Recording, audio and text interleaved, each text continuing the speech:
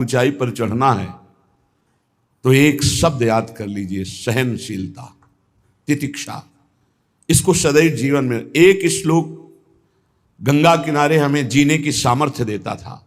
जब कभी हमें प्रतिकूलता दुख प्राय मिलते ही थे तो ये श्लोक, यम ही न व्यथ्यन्ते ते पुरुषम पुरुषर्षभ सम दुखा सुखाधीरम स्व अमृतत्वाय कल्पते। वो अमृत पद का अधिकारी हो जाता है जो आए हुए सारी व्यथाओं को, दुखों को मौन होकर सह लेता है, वो भगवान को प्राप्त होता है। जहां कोई कष्ट होता, बस यम ही न व्यथ्यन्ते ते पुरुषम पुरुषर्षभ सम दुखा सुखाधीरम स्व अमृतत्वाय कल्पते। हमें सहना है, हमें भगवत प्राप्ति करनी। अरे छोड़ो, इसने मारा, इसका कर्म जाने, चलो आगे, चलो आगे बढ़ो। भूख प्यास गर्मी सर्दी मान अपमान दुख सुख, ये सब इस मार्ग के यात्री को मिलते ही है। और जो इसको सह गया वो जगत पावन करने वाला महात्मा बन जाता है। वो मम भक्ति युक्तो भुवनम पुनात, लोक के लोक को पावन कर सकता है जो भगवान के चरणारविंद में अपने चित्त को अर्पित कर दिया। इसलिए दुख ही हृदय, चाहे जितना दुख पड़े प्यारे, किसी से मत कहो, किसी से मत, चुपचाप मौन होकर सह जाओ। तुम्हारा स्वामी विधान करके तुम्हें दुख भेजा है तो बहुत बड़ा उसमें कोई सुख है। वो मंगल भवन है, तुम्हारा मंगल होने नहीं दे सकता। दिखाई दे सकता है कि अब अमंगल हो गया हमारा, अमुक अमुक अमुक, कुछ नहीं। धैर्य पूर्वक अपने मार्ग में सीधे चलते रहो। उसका विधान आया है, वो दुखद हो या सुखद, सुखद है तो हर्षित मत हो, दुखद है तो शोकित मत हो, आगे बढ़ो। देखो ये अध्यात्म है, ये कमर कस लो कि इस जन्म में मुझे इस भव समुद्र से पार होना ही है। ये जो कमजोर दिल के होते हैं ना, अनुकूलता जहां मिली तो बोले जब से हमने भक्ति शुरू की सब काम चकाचक बन रहे। ये भक्ति का फल नहीं है, भूल मत करना। ये तुम्हारे सुकृत चल रहे हैं इसलिए है। और जिस दिन दुष्कृत का फल आएगा उस दिन भक्ति करते हुए भी कदम रखना मुश्किल हो जाएगा, पग पग पर तुम्हें दुख मिलेगा। ये सिद्धांत को समझ लीजिए तो कभी आप निराश नहीं होंगे, शूरवीर होकर आगे बढ़ते रहेंगे। जो हमारी भक्ति ये नई फसल है और इस फसल की जो आनंद वृत्ति है वो भगवदानंद है, ज्ञानानंद है, अखंडानंद है, प्रेमानंद है। वो ये भोगानंद नहीं है, विषयानंद नहीं कि भगवान की बड़ी कृपा जो चाह वो भोग मिल गए। ये सुकृतों के फल है। ये सुकृत और दुष्कृत दोनों को यही नष्ट कर दो और निकल चलो भगवान की परम धाम में, जहां नित्य सेवा सुख का आनंद सहचरियां ले रही है। श्रीपाद कह रहे, संतर्जयस ताड़यन, कोई मुझे बहुत डांटे भर्त्सना करे और ताड़यन पिटाई भी कर दे, मुझे कुछ कभी शिकायत नहीं करनी प्रभु से। देख रहे हैं ना, वो उन्होंने विधान किया है ना कि इसको पीटो, तो हम चुपचाप पीट लेंगे, किसी से नहीं कहना। रहीमन मन की मन व्यथा रखिए मन में गोए, सुनिठ ले हैं लोग सब बांटने। इसलिए असंगो हम, असंग किससे कहें अपने दुख सुख की बात। अपना दिल तो दिलवर को दे दिया, जो बीते सो दिल तो उनके पास है, वो तो जाने दुख सुख की बात, हम क्या जाने। हम तो बस आपके हैं। मौन, अपने विषय में न सुख की बात करे न दुख की, मौन। बात करे तो प्रभु की करे, नहीं तो मौन। मान लीजिए अगर ये मौन आप धारण कर लेंगे तो निकल जाएंगे माया से, नहीं तो किसी की निंदा कर देंगे, किसी का ऐसा कटु वचन बोल देंगे, परुख वचन बोल देंगे, भजन छीण हो जाएगा, भजन करने की वृत्ति नष्ट हो जाएगी। सैकड़ों लोगों के प्रश्न है कि पहले भजन अच्छा होता था अब नहीं होता। उसमें दो बातें होती है, एक तो भजन की ऐसी भूख बढ़ गई है कि अब उतने भजन से नहीं और भजन होना चाहिए। ये उत्तम महापुरुषों की कृपा पात्र भक्तों की वृत्ति होती है। और एक होता है कि आपसे वैष्णव अपराध बन गया, कुसंग हो गया, इस कारण से ऐसा। अगर आपके हृदय में कोई दोष वृत्ति नहीं हो, फिर भजन में ऐसा लगता है कि मेरे से बहुत कम भजन होता है, वैसा भजन नहीं होता जैसा होना। ऐसा बड़े बड़े महापुरुषों को भी अनुभव होता है। ये कोई निंदनीय बात नहीं है, वंदनीय बात है। पर वास्तविक यदि भजन नहीं हो रहा है, वास्तविक यदि आपका रुक गया है आनंद, तो आप ढूंढ लीजिए आपका भोजन गलत है, आपका संग गलत है, आपने कोई वैष्णव निंदा की है। बस यही कारण है, यही खोज लेना, यही सुधार कर लेना। किसी से क्षमा याचना की जरूरत नहीं, अंदर देखो और आचार्य गुरु से प्रार्थना करो, सब ठीक हो जाएगा। बड़े कृपालु है, जिन्होंने अपराधी मुझ जैसे को घसीटा तो अब अपराध बन जाएगा तो थोड़ी छोड़ देंगे वो। विश्वास कीजिए, उन्हीं से प्रार्थना कीजिए, नाथ यदि आपको अपराध मोचन कराना है तो भेज दीजिए मुझे उसके पास, या उसको बुला दीजिए, मैं पैर पकड़ लूँ, हाथ जोड़ लूँ यदि अपराध बन गया है, और यदि आप चाहें तो आप क्षमा कर दें, आगे से सावधान रहेंगे। बड़े कृपालु हैं प्रभु, क्षमा कर देते। भजन की वृत्ति को रुकना ये सहन मत कीजिए। समय नहीं है कि आज नहीं तो कल भजन चल पड़ेगा, नहीं, तुरंत वाचिक में आ जाइए, तुरंत वाणियों का गायन कीजिए, नाम कीर्तन कीजिए, ढूंढिए अपराध क्या बना जो आंतरिक हमारा भजन रुक गया, और प्रभु से प्रार्थना करके उसको चलवाइए। वो बड़े कृपालु है, क्षमा कर दें। अगर आपने प्रगट में किसी का अपराध किया और वो उपस्थित हो तो जाओ उनके चरण पकड़ो, उनसे प्रार्थना करो। भजन का रुकना सहन मत करो। बहुत कठिन है भजन करके भगवत प्राप्ति करना। वो हमारे अंदर सरलता पूर्वक भजन चल रहा है, उसको बचाओ। किसी की निंदा मत करना, किसी की अवहेलना मत करना। तुम्हारी कोई निंदा करे, तुम्हारी अवहेलना करे, सह जाना, कह रहे हैं इसमें, कह रहे संतर्जय ताड़यन बंधनन। यदि वो कहीं मुझे बांध दें, मैं बंधना में स्वीकार कर लूंगा। ऐसा भक्तों को कोई बांधता है क्या? हाँ, बांध देते। तितिक्ष ब्राह्मण की कथा में पढ़िए, उसको बांध दिया। एक सखी बहुत भजनानंदी थी, उसके परिवार के लोग रोज उसे पीटते थे और उसे बांध देते थे। सखूबाई नाम उसका सखी का था। एक सखी बहुत नागरीदास जी के संग में रहकर भजन की वृत्ति उच्च कोटि की सीखी थी, भागमती बाई। उनके पति ही उनके ऊपर सैया लगाकर नवीन रानी के साथ बैठते हुए ऐसा पिटाई करते, इतना कष्ट देते, पर वो उच्च कोटि की ऐसी महान भक्ता, परम सिद्ध बरसाने के जो वास करने वाले अपने नागरीदास जी थे, हरिवंश महाप्रभु के शरणागत, उनके सत्संग से ऐसी उच्च कोटि की दशा प्राप्त हुई, उसे कोई फर्क नहीं पड़ा। उसके कष्ट देने के लिए उसके ऊपर सैया लगाते, राजा थे, और नवीन रानी के साथ उसके ऊपर बैठते और उपद्रव करते, मारते पीटते, लेकिन वो सम रहती।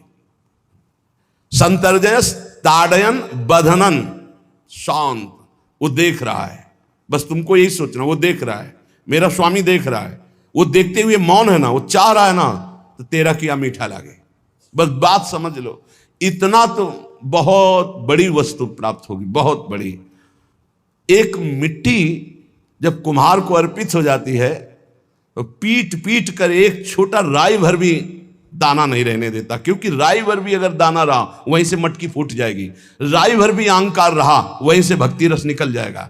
पीट पीट के उसको एकदम बराबर, फिर भी चैन नहीं, जल डाल के रौंदा, फिर भी चैन नहीं, हाथों से मल कर अपने अनुसार बनाया, फिर चाक पे चढ़ाया, जो चाहा आकार दिया, सूर्य के ताप में तपाया, फिर उसको दहकते हुए आवे के बीच में रख के पकाया, फिर उसमें रस रखने लायक क्षमता आ गई उस मिट्टी में। ऐसे ही हम जब संत महापुरुषों को, श्री भगवान को समर्पित होते हैं तो ये सब होगा।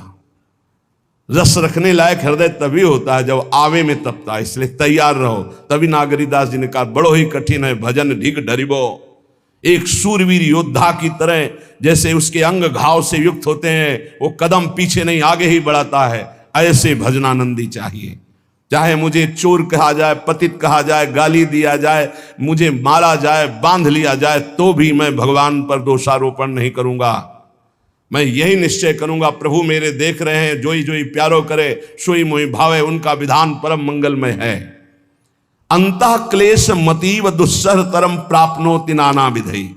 मुझे अंदर से भी बहुत पीड़ा दी जाए, काम पीड़ा, क्रोध पीड़ा, लोभ, बाहर से तो ये दिया जाए और अंदर से भी ये दिया जाए, तो भी हे प्रिया जो आपसे नहीं कहूंगा। प्रेम में कभी शिकवा शिकायत नहीं होती, ना इष्ट से और अपने प्रीतम के विधान से दिए हुए कष्ट को हम दूसरे से कह दें। धिक्कार हमारी प्रीति को, प्रीतम सहावे और मैं दूसरे से शिकायत करूं?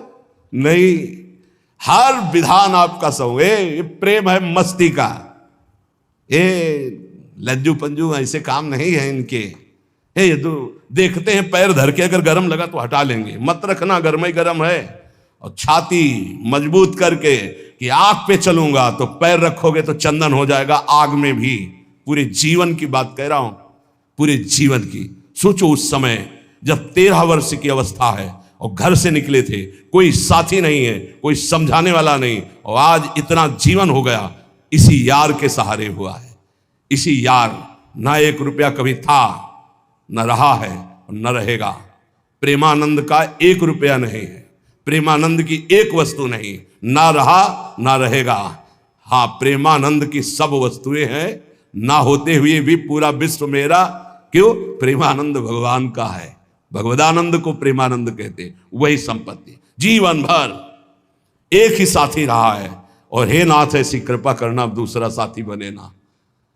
अब आओ तो मृत्यु रूप में ही आओ, और किसी रूप में मत आना। साथी हो तो आपका साथ हो। सर्वहरण करने वालों में मैं मृत्यु हूं, बस उस रूप का इंतजार है। आओ उस रूप में और समेट लो अपनी लीला। बस कभी किसी से शिकायत, कभी किसी लिए कैसे हो, आनंद है। नहीं सुना है किडनी खराब है तो सुना ही होगा, कोई दुख नहीं, कोई दुख नहीं। वर्तमान दुख वर्तमान के आनंद से बहुत छोटा है। क्या दुख है?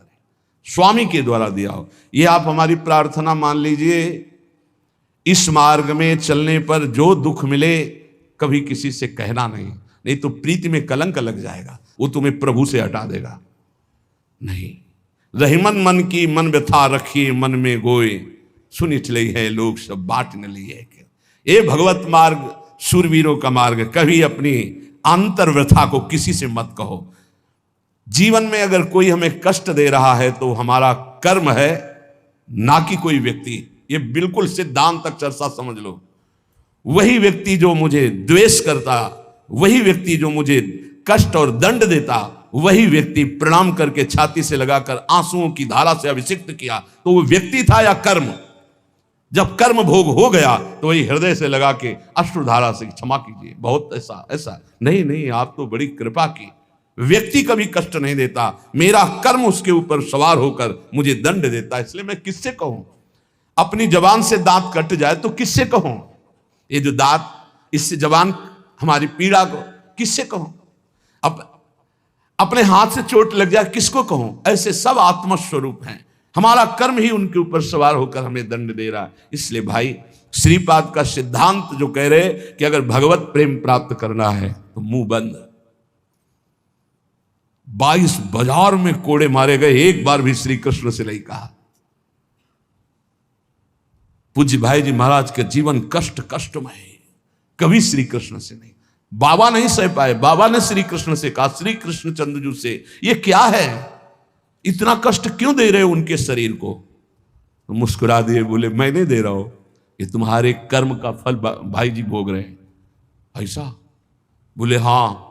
सीधे अस्पताल गए, भाई जी से कहा, ये आप हमारा प्रारब्ध क्यों भोग रहे हैं? तो कहा, आज ये कौन सा खेल रच रहे हो बाबा, क्या बात कर रहे हो? जीव का अपना कर्म भोगना होता है या किसी और का निजीकृत कर्म भोग? तो उनका आप हमको बहका नहीं सकते, हमें परम तत्व से पता चला है कि आप हमारे कर्म। तब हंस दिए भाई जी और बोले, देखो हमें कोई फर्क नहीं पड़ता, आपको फर्क पड़ जाता। आप चढ़ो, जिस साधना की चढ़ाई पर चढ़ रहे हो चढ़ो, मंगलमय श्री कृष्ण तुम्हारी यात्रा को पूर्ण करें। हम तो अस्पताल में पड़े पड़े प्रिया प्रीतम के साथ खेल रहे हैं, कोई फर्क नहीं पड़ रहा। ये बड़े महापुरुषों ने अपने कष्ट की तो बात जाने दो, दूसरों के कष्टों को लेकर भोगा है। हम जरा सा कष्ट आ जाए तो बोले हमारी अंदर श्रद्धा थी अब खत्म हो रही क्योंकि कष्ट आने लगा। उसमें भगवान का क्या दोष है? वो तो बड़े कृपालु हैं कि ऐसे पापात्मा होने पर भी मुझे महात्माओं का संग दिया, धाम का वास दे रहे, नाम जपवा रहे हैं। अब हमारे पूर्व प्रारब्ध हमें कष्ट दे रहे हैं, इस समय भी वो हमें दुलार कर रहे हैं। जीव समझता नहीं, केवल दोषारोपण भगवान और भगवत मार्ग पर कर देता है। इसलिए उपासक को अंतः क्लेशमति व दुस्सहतरम, ये जो आप काम क्रोध से जल रहे हो ना, ये तपस्या है, इसका बहुत बड़ा लाभ मिलेगा। और अगर भोग रहे हो ना, गिर रहे हो, पतित हो रहे हो, तो वो सुख नहीं, वो शांति नहीं, वो विश्राम नहीं। तो एक बात ध्यान रखना, इस शब्द को याद रखना। ऐसे रहने पर भी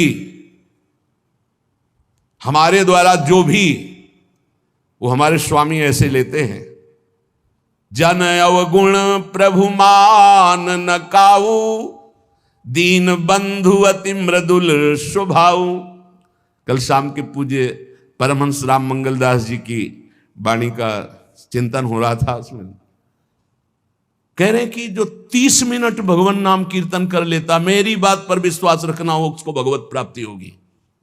24 घंटे में 30 मिनट नाम कीर्तन कर लेता है और अन्य समय विस्मरण रखता है, तो 30 मिनट का नाम कीर्तन उसे भगवत प्राप्ति करा देगा। तुम्हें जो पाठ प्रिय हो 30 मिनट पाठ कर लोगे, भगवत प्राप्ति हो जाए, कर लो। और बहुत पहुंचे हुए महापुरुष जिनके चरणों में अपार श्रद्धा है, आप लोग तो रात दिन लगे आपको भगवत प्राप्ति नहीं होगी। चूक हो जाएगी तो जन अवगुण प्रभु मान न काऊ, दीन बंधुवती मृदुल स्वभाव। अग्नि की ज्वाला के समीप रुई का पहाड़ कितनी देर टिकेगा, कितनी देर टिकेगा, उसके ताप में झुलस जाएगा। ये अग्नि की ज्वाला है, भगवान नाम कीर्तन, भगवत यश गुणगान। तो जैसे किसी को लगे कि वो नाम जब भी करता है वो रुचि पूर्वक पाप करता है, असंभव। नाम जापक रुचि पूर्वक पाप कर ही नहीं सकता, उसका हृदय जलेगा पक्का। आप जप करके देख लीजिए, आप जप कीजिए नाम और फिर आपसे पाप जब बनेगा तो आप फिर हालत अपनी देख लीजिएगा, बार बार हृदय जलेगा, नहीं नहीं नहीं। तो एक दिन वो नहीं सिद्ध हो जाएगा और आप निर्विकार हो जाएंगे। इसलिए अंतः क्लेश, अगर बुद्धि मति वो अति अंदर क्लेश आ रहा है, कभी काम आ रहा है, कभी क्रोध आ रहा है, कभी लोभ आ रहा है, कभी मोह आ रहा है, ये आता रहेगा जब तक भगवत साक्षात्कार नहीं होगा। ऐसा मत समझो कि 2-4 महीने जप करेंगे तो हम सिद्ध हो जाएंगे, ये आता रहेगा। ये बहुत भागवतिक शक्ति से संपन्न है विकार, कोई साधारण नहीं है कि तुम माला जपोगे वो नहीं आएगा, माला जपते समय ही आएगा वो। ये भागवतिक शक्ति से संपन्न है, काम क्रोध लोभ मोह तब त्रिभुवन को परास्त कर रहे हैं। ये भगवान के पावर से शक्तिमान है। तुम्हारा अहंकार जब गलित हो जाएगा तो इनका आना ही बंद हो जाएगा। जब तक अहंकार रहेगा तब तक ये आते रहेंगे।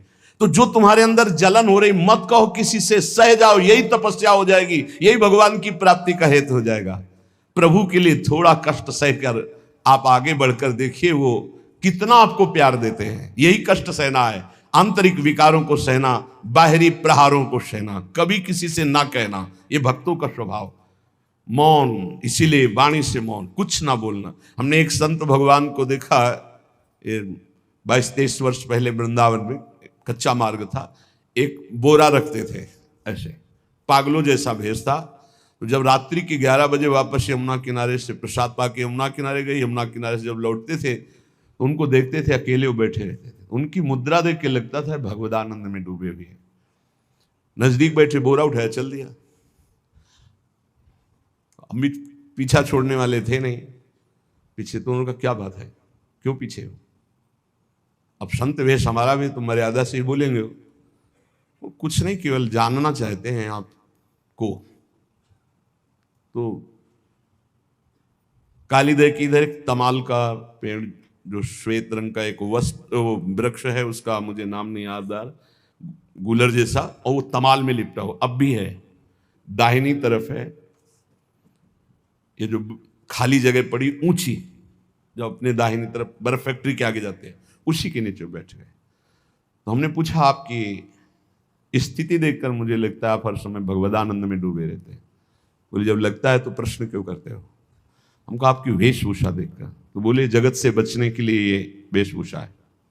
एक बोरा ऐसे, जैसे कोई बीनने वाले होते हैं, कबाड़ बीनने वाले, ऐसे बोरा ऐसे रखे थे, गमछा लगाए हुए थे, पूरा शरीर खुला, कोई साधु का वेश नहीं, कोई चिन्ह नहीं, और उनकी स्थिति भगवदानंद में थी। उनका ये किसके उपदेश, किस मार्ग के उपदेश, किस इष्ट की आराधना से आपको ऐसी स्थिति प्राप्त हुई? बोले प्रथम पूज्य श्री स्वामी राम सुखदास जी महाराज का सत्संग हुआ, इष्ट देव श्री कृष्ण, इष्ट ग्रंथ गीता, उसी की कृपा से मुझे ऐसा, मैं भारत के हर तीर्थों में वास करता हूँ, भ्रमण करता हूँ, असंग रहता हूँ, और यही वेशभूषा रहती है बड़ा अंदर से। तो भोजन प्रारब्धवशात जो सामने आ जाता है उसे पा लेता हूँ, नहीं आता भूखा रहता हूँ।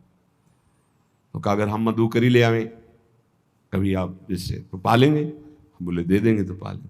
दूसरे दिन मधुकरी लेकर के, तो रोज हमारी उनके चरणों में श्रद्धा, क्योंकि उनका रहना और चिंतन दोनों, रहनी और चिंतन बड़ी प्रशंसनीय। जो वीतराग परमहंस हो गया, अक्षर सा वैसे कुछ पास नहीं, केवल बोरा, वो नाटक के लिए बोरा कि कोई समझे कबाड़ बिनने वाला, और एक गमछा ऐसे रंग बिरंगा, बस कुछ नहीं, कोई भागवतिक चिन्ह नहीं। एक दिन देखा वो बड़े मक्खियां भिन भिना रही, तो नजदीक गए, क्या होगा? कहा चुप जाओ। इनका बोली ना, तो बोले वमन और शौच दोनों हो रही है, शरीर बिगड़ गया है। तो हमका औषधि के लिए हम व्यवस्था, बोले इसलिए कह रहा हूँ आप बच जाइए। तो हमका हमें बता तो दीजिए क्यों नहीं। तो बोले आया हुआ प्रारब्ध है, इसको हंस के भोगना है। ऐसे कोने में साइड में ऐसे पेड़ के किनारे पड़े 2-4-10 दिन जो भी व्यवस्था उनकी बनी, फिर वो हमको दर्शन नहीं मिले, अन्य तीर्थों में चले गए होंगे। ऐसा महापुरुष, क्या हम अपने शरीर को इतना प्यार करें कि भगवान से श्रद्धा हो जाए, भक्ति मार्ग में हम लड़खड़ा जाएं, फिर सत्संगी किस बात का।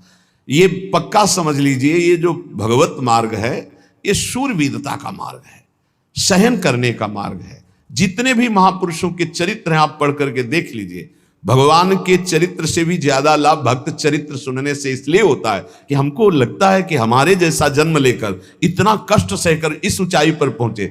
ये बड़ी बात है कि वो जीवत्व से हमारी तरह पैदा होकर ईश्वत्व को जाता है, इसलिए भक्त चरित्र में विशेष बल हमको प्राप्त होता है। क्या क्या कष्ट सहते, और आप खुद देख लीजिए, आपको जितना कष्ट है उससे बड़ा सुख है कि नहीं, अंदर देख लीजिएगा तो इसी से अनुमान लगा लीजिए, जितना बड़ा कष्ट उससे कई गुना बड़ा सुख भगवान देते हैं, तभी वो उनका यश गाते रहते हैं। ऐसे थोड़ी होता है कि हमारे भगवान का हम भजन करते हमारे साथ न्याय नहीं हुआ। न्याय तो सही बात नहीं हुआ, नहीं तो तुम्हारी दुर्गति हो जाती। सही बात में उन्होंने न्याय नहीं किया, पक्षपात किया है तुम्हारा। अगर वो सही न्याय करते तो ईमानदारी से कहते हैं केवल नरक के कीड़ा ही बनना पड़ता और कुछ नहीं है। खूब देख लो, डबल चेहरा होता है, एक सामने का चेहरा देख रहे हो और एक एकांत का चेहरा होता है, डबल चेहरा होता है। और भगवान डबल रखो चाहे तिबल, सब देखते हैं। सब हम बैठे हुए देख लो ईमानदारी से वृंदावन की भूमि में, एक चेहरा है जय श्री राधे और एक चेहरा है जो राक्षस है अंदर बैठा। देख लो, अंदर देख लो, बिल्कुल इस समय सीसी कैमरे में हो, अंदर देख लो, एक राक्षस बैठा है और उस राक्षस ने जो जो करवाया आप लिखो रजिस्टर में, तुम्हें याद है जितना, और इसके बाद आप न्यायाधीश बनो, फिर आपकी क्या दुर्गति होती उसका। इससे ऐसे होता है हे प्रभु तभी त्राहिमाम मचता है, तब उनकी कृपा नजर आती है कि बोले भगवान ने न्याय नहीं किया। हम कहते सच्ची बात तुम कह रहे हो प्यारे, न्याय नहीं किया इसीलिए बचे हुए हो। अगर वो न्याय कर देता, पक्षपात ना लेता तुम्हारा, तब तुम्हारे होश उड़ते, चाहे जो कोई हो, अपना रजिस्टर जांच के देख लो। इसलिए कहते हैं कि सबकी जीवनी शुक्ल पक्ष की लिखी जाती है, कृष्ण पक्ष की तो केवल उसी की छाती जानती है, दूसरा नहीं। हृदय में जितने विकार, हृदय में जितना अंधकार, हृदय में जितना कूड़ा करकट, वो तो हम जानते हैं कि हमारी स्वामिनी की कृपा ने कितना निर्मल किया है। तब उनकी स्वामिनी जू मुझ जैसे अपराधी के अपराधों का विस्मरण करके आप ऐसी कृपा। तो आपको लगता है कि संतों की एक दैन्य भाषा होती है, नहीं, ईमानदारी से संत कभी झूठ नहीं बोलते। जैसे कह रहे हैं कि मौसम कौन कुटिल खलकामी, तो अंतर ये होता है कि आंख में जैसे थोड़ा पड़े तो बहुत बुरा लगता है, और पीठ में इतना बड़ा तिनका चला जाए तो कुछ समझ में नहीं आता। संतों का हृदय आंख जैसा होता है, थोड़ी सी भी गलती में हाय हाय मच जाता है, धिक्कार है तुम्हारे जीवन को, अपने को तुम क्या समझते हो और क्या है तुम्हारे अंदर विचार।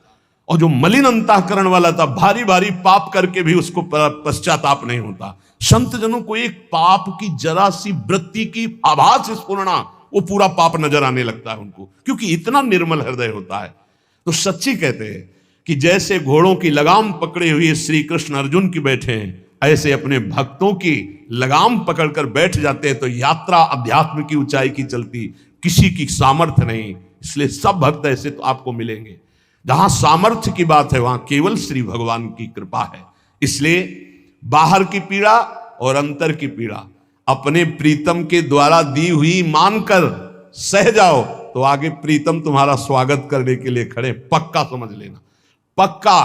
और वो देंगे ये पीड़ा, क्यों देंगे? इसी पीड़ा में पता चलता है कि तुम्हारे मन की सुई किधर जा रही है। प्रताप राय जी महाभागवत थे, बड़ा चरित्र है। उनके यहां एक व्यापार चलता था कुल परंपरा से कि आपको अगर रुपए की जरूरत है तो आप अपना स्वर्ण आभूषण या कुछ रख जाइए गिरवी और रुपया ले जाइए, और ब्याज सहित तो रुपया दे जाइए, अपने मूल गिरवी ले जाइए जो रख के गए हो। यही उनकी कुल परंपरा से था। तो उसी के आधार पर वो कुल परंपरागत कर्म कर रहे थे, निरंतर नाम जब भगवत आराधन में मगन। अब नाम जब भगवत आराधना और ईमानदारी से कार्य तो बड़ा सब खूब धन संपत्ति हो, बहुत आनंद और भक्तजनों के खूब भोजन होते, भंडारे होते, तो जो चिढ़ने वाले जलने वाले लोग हैं वो जलते थे कि करता तो ये कुछ है नहीं, खूब जय जय मच रही है चारों तरफ, इसको नष्ट किया जाए। ये किसने बीज बोया? अरे बोले दुष्ट स्वभाव ने। नहीं नहीं नहीं नहीं, भगवान ने। किनको हुस्काया? डंडे को। क्यों? अब झंडा फहराओ मेरे भक्त के यश का। उनके हृदय में जलन हुई। वहां का काजी और मिल गए 3 लोग और उन्होंने कहा कि इसको नष्ट किया जाए। बोले बस आप सहयोग दो, नष्ट तो पक्का। बोले कैसे? बोले प्लान तो सब हमारा बन गया है। अब झोली में कंकड़ भरे। प्रताप राय जी बेटी का ब्याह है, 10,000 मुद्रा चाहिए। बोले गिरवी? बोले है, स्वर्ण मुद्राएं। अब वो इतने ईमानदार, विश्वास, बोले बॉक्स रखा रहता है उसी में रख दो, दस्तखत करो, 10,000 रुपये लो, ब्याज से दे जाना, अपना ले जाना। थोड़ी देर बाद दूसरा आया ऐसे, फिर तीसरा आया, वो तो उनका व्यापारी था। 5 दिन बाद वापस आया और काम बन गया, ब्याज सहित ये रुपये लो, हमारा आभूषण वापस करो। बोले जहां रख गए थे वैसे उठा लो। बॉक्स से उठाया ऐसे। अरे देखो कितना नाटक करता है, माला जपता है, भगत बनता है, हमारे स्वर्ण आभूषण हटाकर कंकड़ पत्थर भर दिए। अब लोग तो आश्चर्यचकित हो रहे थे कि ये भगत जी तो ऐसे है नहीं। इतने में दूसरा आया, उसने भी वही नाटक शुरू। तीसरा आया, उस अब तो पक्का हो गया कि पाखंड करता है। लोगों की श्रद्धा को कपूर कहा गया है।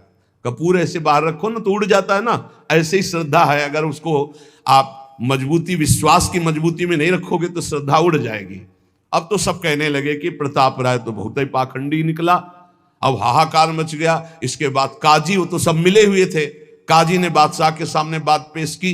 काजी के इशारे से बादशाह ने हुक्म दिया इनको बंदी बना लिया जाए, सारी संपत्ति जब्त कर ली जाए। अब राज सैनिक बंदी बना लिए प्रताप राय जी को। सारी संपत्ति जब्त होने लगी तो उन्होंने अपनी पत्नी से इशारे से कहा ठाकुर जी लो और भाग जाओ अपने मायके, ठाकुर जी को बचाओ। ऐसी स्थिति में याद क्या है? ठाकुर जी को बचाओ, उनका भोग राग चलता रहेगा, हम तो जेल में कष्ट भोग लेंगे।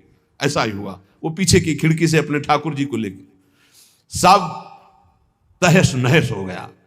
मलेक्ष सेना साहब नष्ट भ्रष्ट कर दिया, बंदी बनाया, उनको ले गए, जेल में डाल दिया। कुछ लोगों ने कहा कि महाराज अभी ठाकुर जी अष्ट धातु के हैं, बहुत महंगे हैं, उनकी पत्नी इसीलिए लेके भाग गई है। मायके से पत्नी को भी बंदी बनाया, ठाकुर जी को भी संपत्ति के रूप में जब्त किया और जहां संपत्ति थी वहां गोदाम में ठाकुर जी को ऐसे जिससे संपत्ति डाल दी वैसे डाल। जब पत्नी नजदीक हथकड़ी बेड़ियों के सहित और वो तब एकांत जब हुए तो उनका प्रभु आज तक मैंने कभी आपसे मांगा नहीं और कोई शिकायत नहीं की, बस एक कष्ट है इस समय कि आपको गोदाम में डाल दिया गया है। हम प्राणों से अधिक आपको प्यार करते हैं और आपको भोग नहीं लगेगा, आपकी सेवा नहीं होगी, ये हम बर्दाश्त नहीं करेंगे। प्रभु कुछ उपाय करो जिससे आपकी सेवा, अगर हमें ये पता भी चल जाएगा कि आपको भोग लग रहा है तो आजीवन हम पति पत्नी को जेल में रखो, मुझे कोई कष्ट नहीं। प्रभु ये सब कुछ हुआ, मुझे कोई कष्ट नहीं, आपको भोग नहीं लगेगा, इस बात से मैं जीवित नहीं रह पाऊंगा।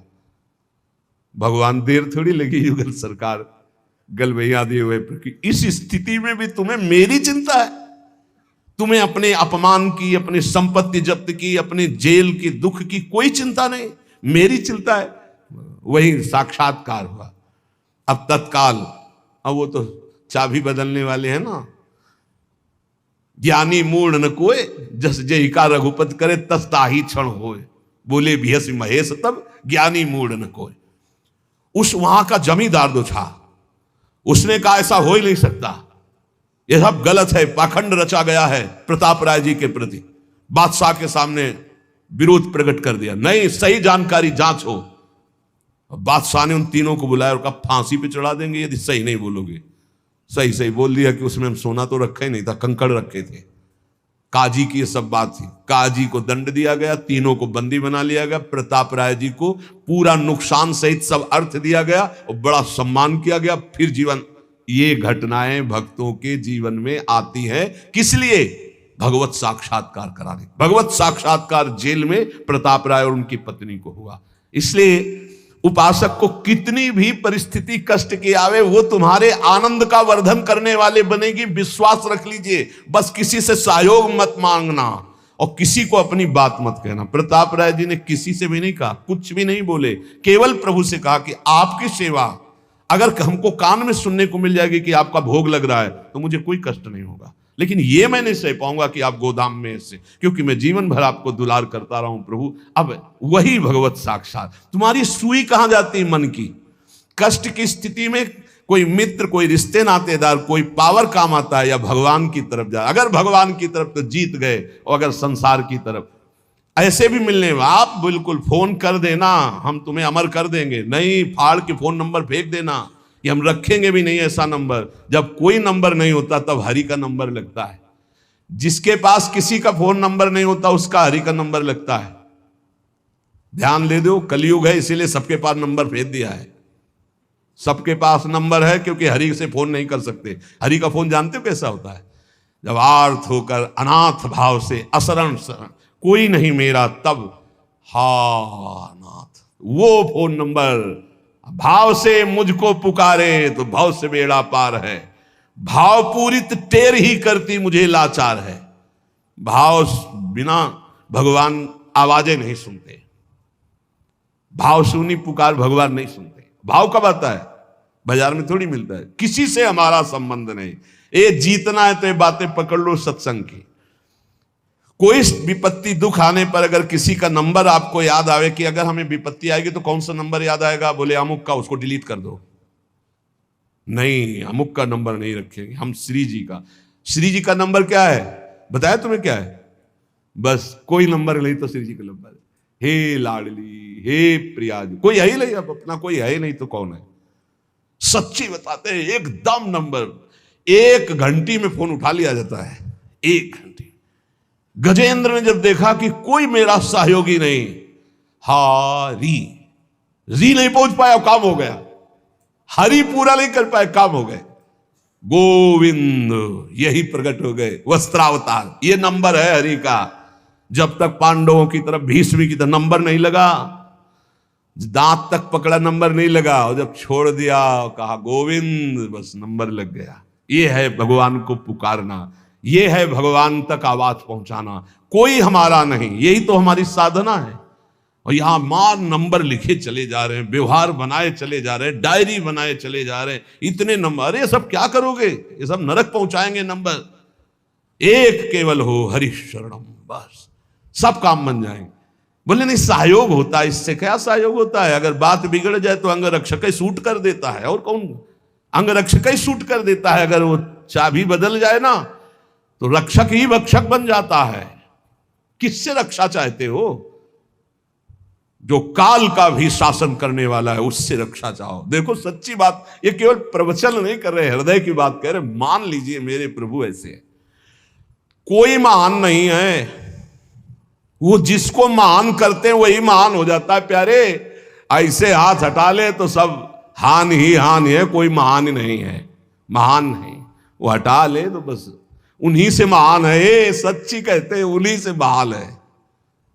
दबी बात खुल जाए तो असलियत समझ में आ जाए। और वो जानते हैं, और वो जानते हुए हमें नमस्कार करवा रहे, प्रणाम करवा रहे, भोजन दिला। अरे जय बोलो उनकी।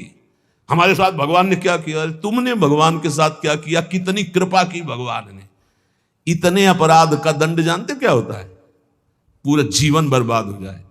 और यहां पूरे जीवन अपराध कर रहे हैं, जीवन आबाद किए हुए हैं ऐसे प्रभु के प्रति। ये हम इसलिए कह रहे हैं, जो कहते हैं ना हमारी भगवान पर श्रद्धा नहीं रहेगी तो तुम्हारे ऊपर हमारी श्रद्धा नहीं रहेगी। देखो ना कहां श्रद्धा लायक हो तुम, क्या हो तुम। ये हम असलियत कह रहे हैं। ऊपर से चिकना चुपड़ा, अंदर से सब गंदा होता है। भगवान बचावे, नहीं तो मना खष्टान इंद्रियाणी प्रकृति स्थान कर सती। दुर्गति वाले काम होते हैं, दुर्गति वाले। आप जो भी देख रहे हो केवल कृपा देख रहे हो। अगर वो कृपा हट जाए तो कुछ नहीं देखने लायक किसी में भी। जहां कहीं कुछ भी है वो मति की रति गति भूति भलाई। जब जेहि जतन जहां जेहि पाई, सो जानो सत्संग प्रभाव। लो कहूं वेद न आन उपाऊ। इसलिए हम कहते हैं ये मत कहो मुझे भगवान पे श्रद्धा नहीं रह गई। भगवान की इतनी कृपा है, हम कैसे तुम्हें बताएं। कृपा ही कृपा है कि वो न्याय ठीक से नहीं करते। किनके साथ? एक बार जो कह दे राधा, एक बार हरि, एक बार कृष्ण, तो पक्षपात ले लेते हैं। अगर पक्षपात ना लेते, ठीक से न्याय करते, तो करोड़ों कल्प रौरव नरक मिलता, फिर भी उद्धार नहीं होता। ऐसे आचरण सबके अंदर है, देख लो। 15 मिनट के अपराध से जीवन भर आपको भारत की जेल में सड़ना पड़ेगा। वो ऐसे कितने अपराध हैं उनका, जिनको तुम इस कानून से अनुमान लगा सकते हो। वैसे कितने अपराध किए, लेकिन स्वामी ने कभी एक चाटा नहीं लगने दिया और निकाल करके आपको परम पद की तरफ ले जा रहे। कृपा नहीं दिखाई दे रही? तुम सत्संग, नाम जप, भगवत यश गायन, भगवत लीला, भगवत धाम, ये तुम्हारी साधना का फल है क्या? ये कृपा का फल है। तुम अपने को देखो और कृपा को देखो, तो यही बलिहारी जाएगी कि जास कृपा नहीं कृपा आघाती। जिनकी कृपा कृपा करने से आघाती ही नहीं है। इसलिए अंतः क्लेशमति व दुस्सहतरम प्राप्नोति नाना विधि। नाना विधान से यदि अंतर बाहर कष्ट मिले तो चुपचाप सह जाना, राधा राधा राधा। आगे बढ़ोगे तो भगवत प्राप्ति हो जाएगी।